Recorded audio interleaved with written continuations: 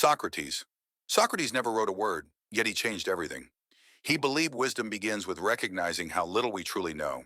His method, asking questions until illusions fall apart, became the Socratic method, still used in law and education today.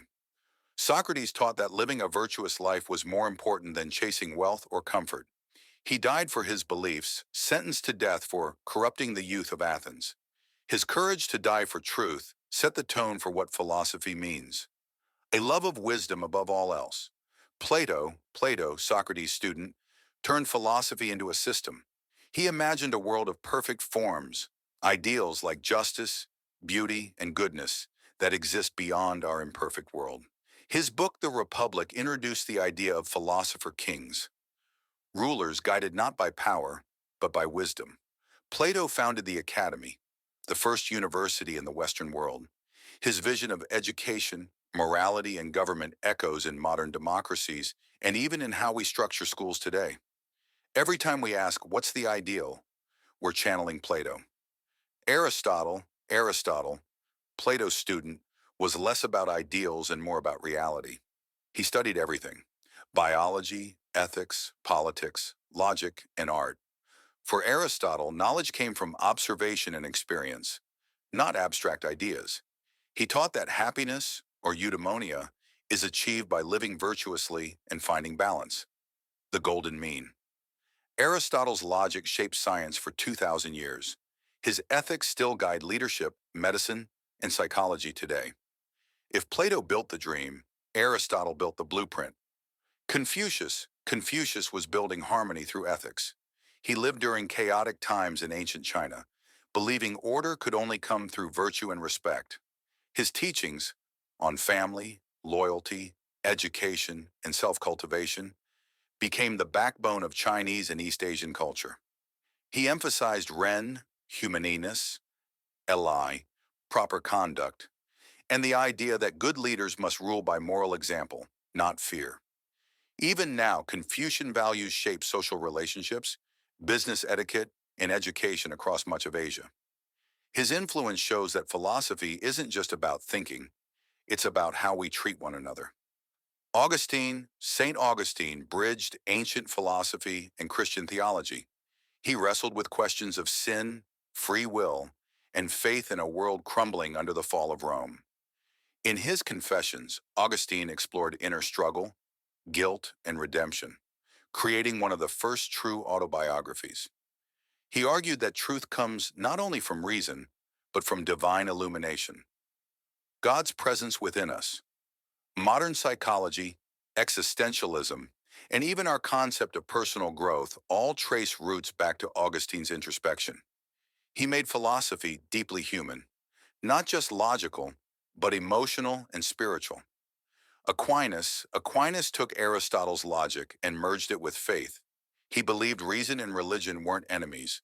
They were allies revealing the same truth. In Summa Theologica, he built a vast system explaining God, morality, and law.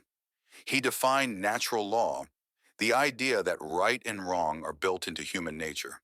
That concept still influences human rights, legal systems, and ethics today. Aquinas proved that faith could coexist with reason, a balance we still struggle with in modern science and spirituality. Descartes. Descartes doubted everything, even his own existence. He asked, "How can I know anything is true?"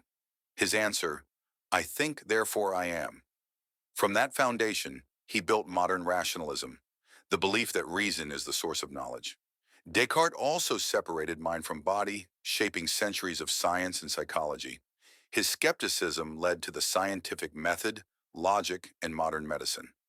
Every time we question our assumptions or analyze our thoughts, we echo Descartes' spirit. Locke changed how we think about government and human nature. He believed people are born with natural rights, life, liberty, and property, and that governments exist only to protect them. If they fail, citizens have the right to rebel. His ideas inspired revolutions, especially the American and French.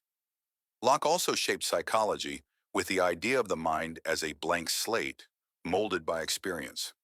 Modern democracy, education, and civil rights all carry Locke's fingerprint. Immanuel. Immanuel Kant wanted to unite reason and experience, to explain how we know anything at all. He argued that our minds don't just receive reality, they shape it. In ethics, Kant introduced the categorical imperative. Act only according to rules you would want everyone to follow. That principle forms the foundation of modern moral reasoning, from human rights to law. Kant's influence runs through science, philosophy, and even AI ethics, reminding us that morality begins with intention. Friedrich Nietzsche, challenged every moral certainty. He declared God is dead, not as celebration, but as a warning. Without faith, humanity must find new meaning. He introduced the Übermensch, the overman who creates values for himself. He taught that suffering can be fuel for growth, and that we must live as if we'd relive our life endlessly, the eternal return. Nietzsche's ideas inspired existentialism, psychology, and modern art. He reminds us, to live authentically, we must dare to question everything, especially ourselves. Marx wasn't just a philosopher, he was a revolutionary. He saw history as a struggle between classes, driven by economics. In the Communist Manifesto, he argued that capitalism creates inequality and that workers must seize control of production. Whether you agree or not, Marx's analysis reshaped politics, economics, and sociology. Concepts like class, alienation, and systemic power dominate modern discourse.